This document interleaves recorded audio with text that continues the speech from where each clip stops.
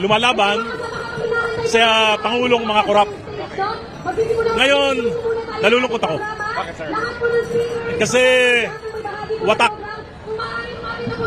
Isa lang naman ang dahilan kung bakit naghihirap yung bayan natin, nagkakagulo natin yung bayan natin.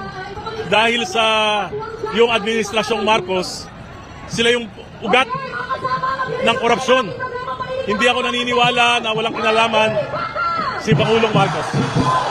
Tumakbo sila kasama si BP Sara. Sabi nila, unity, susi sa pagbabago at pagunlad.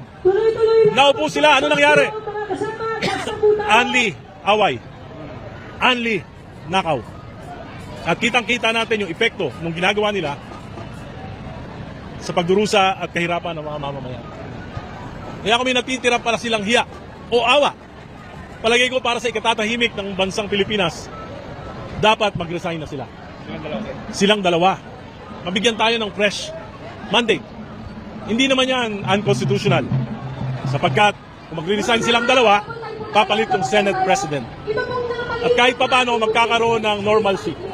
At kahit papano maihahanda natin ng maayos yung 2028 national and local elections. Nalulungkot din ako sa Senado, lalong-lalo na sa idolo ko, na Senator Lacson.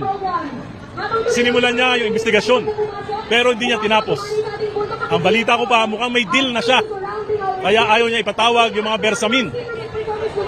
Ayaw niya ipatawag yung mga sundalo, yung mga Marines, na siyang makapagbibigay ng katuldukan dito sa pinakamalaking korupsyon sa ating bansa. Nakausap ko mismo yung pinsan ni Adrian Bersamin, si Mayor Nene, na dating Chief of Staff ni Lucas Bersamin.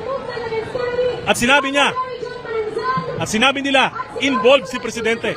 Sa katunayan, si Adrian Bersamin daw may hawak pa 1.2 billion na nasa kanya.